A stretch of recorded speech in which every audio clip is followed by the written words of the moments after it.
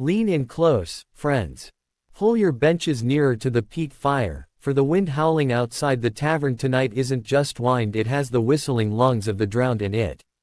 You see this scar? No, not the one on my cheek from the bar fight in Oakhaven. I mean the one that circles my wrist like a shackle made of white lightning. That is the mark of the Sea-Draugr. You've heard the songs, haven't you? The skalds sing of heroes with silver inlaid axes and shields made from the scales of dragons. They sing of kings who fell the undead with magic words. But I am no king, and I am no hero of song. I am a man who survived the black swell with nothing but a piece of splintered ash wood, and a desperate need to see the sun rise one more time. This is the tale of how I killed the Sea-Draugr with a broken oar. It began 3 years ago, aboard the Laughing Gull. She was a sturdy ketch, built for the choppy waters of the Iron Silt Isles. We weren't hunting monsters, we were hunting silver mackerel.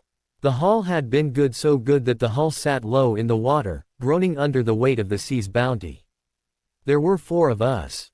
There was old Mallow, whose skin was like cured leather, and who claimed he could smell a storm 3 days before the clouds formed.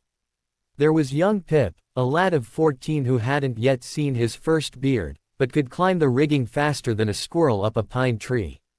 Then there was Kalen, a giant of a man with arms the size of hams, and finally, myself, Eamon, though they called me Salt Eye back then.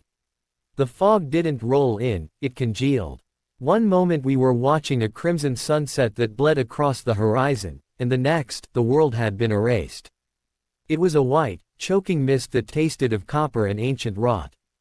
The waves stopped their rhythmic slapping. The ocean became as still as a sheet of lead. "Don't like this," Mallow whispered, his hand trembling on the tiller. "The sea has held its breath. When the sea holds its breath, it's because it's trying to hear something coming." Then, we heard it. Thump, thump, thump. It wasn't the sound of waves. It was the sound of something heavy hitting the underside of our hull.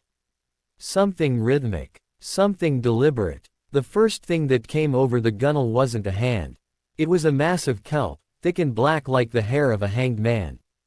But the kelp was moving. It gripped the wood, and the Laughing Gull tilted sharply to the port side. "Get the gaffs!" Kalen roared, reaching for a heavy iron-hooked pole. But as he moved, a figure rose from the mist.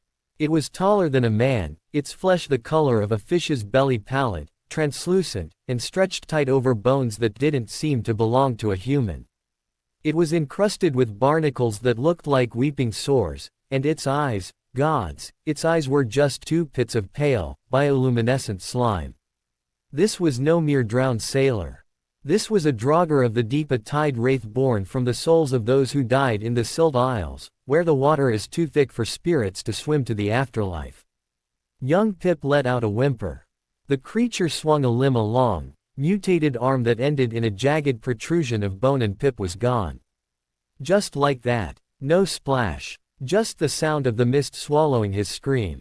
"Pip!" Mallow cried out, lunging forward with a filleting knife. The Draugr didn't even look at him. It backhanded the old man, and I heard his ribs snap like dry kindling from across the deck. Mallow fell into the fish hold, buried under the silver mackerel he had worked so hard to catch. Kalen was next. He was a brave man, Kalen. He drove the iron gaff deep into the Draugr's chest. The creature didn't bleed red. Instead, a thick, black ichor oozed out, smelling of a 1,000-year-old grave. The Draugr simply grabbed the iron pole, snapped it with a single hand, and drove the jagged remains through Kalen's shoulder, pinning him to the mast. I was alone. I scrambled backward, my boots slipping on the scales of the dead mackerel. My hand hit the rack where we kept the spare oars. I grabbed one, a fine piece of ash, seasoned with whale oil. I swung it with all the desperation of a man who knows he is looking at his own tombstone. Crack! I hit the creature square across its neck. The impact should have shattered its spine. Instead, the oar, my only weapon, snapped in 2. The heavy blade of the oar went flying into the mist, leaving me standing there with nothing but a 4-foot length of jagged wood. I looked at the splintered end, then at the creature.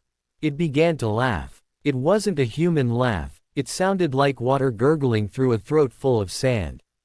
Nothing, it hissed. Its voice felt like a cold needle in my ear.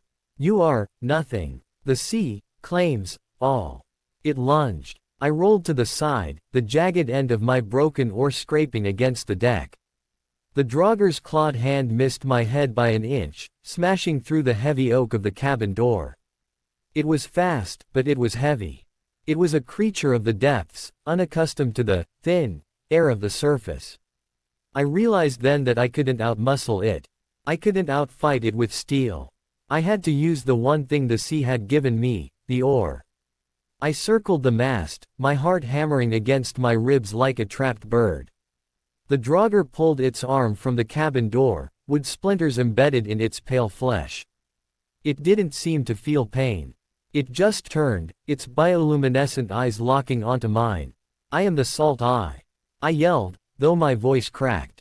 I needed to keep its attention away from Kalen, who was still alive, moaning against the mast. I have survived the great gale of '92. I will not be taken by a pile of wet rot like you. It roared a sound that vibrated in my very marrow and charged. I didn't run. I waited. I waited until I could smell the brine and the decay, until I could see the tiny sea worms writhing in its skin. At the last second, I dropped to one knee. I thrust the broken oar upward. The jagged, splintered end caught the creature under its jaw. It wasn't a killing blow, but the ash wood was tough. It wedged into the soft, water-bloated flesh of its neck. The Draugr recoiled, its hands clawing at the wood. But the wood was ash. And ash, my friends, is a holy tree in the old stories. It's the wood of the world tree. Even broken, it had a strength that the undead couldn't easily wither. The creature grabbed the oar, trying to pull it out, but the splinters had flared out like fish hooks inside its throat. It pulled, and it only hurt itself more. I didn't let go. I threw my entire weight into the shaft, pushing the Draugr back toward the edge of the ship.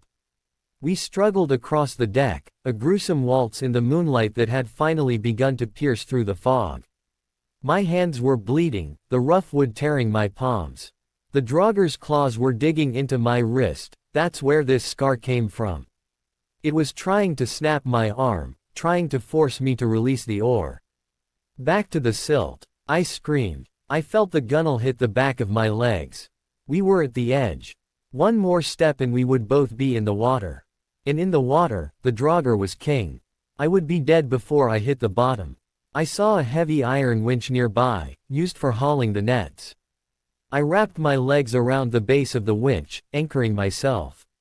With a roar that took every bit of breath I had left, I twisted the broken oar. The wood groaned. The Draugr's neck gave a sickening crunch.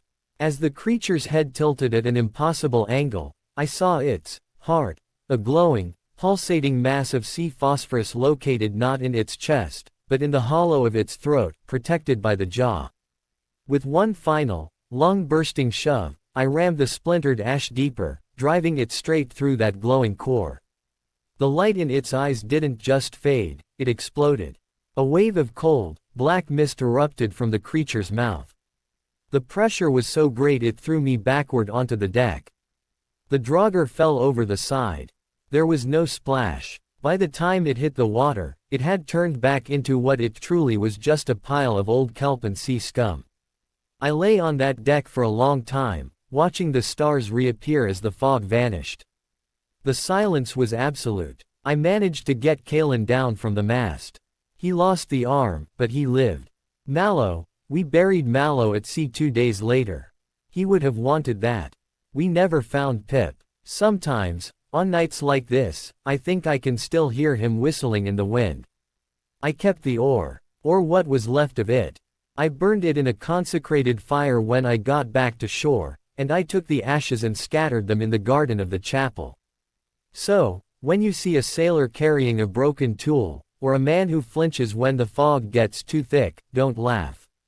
You don't know what he had to do to see the sun again. You don't know the weight of the sea.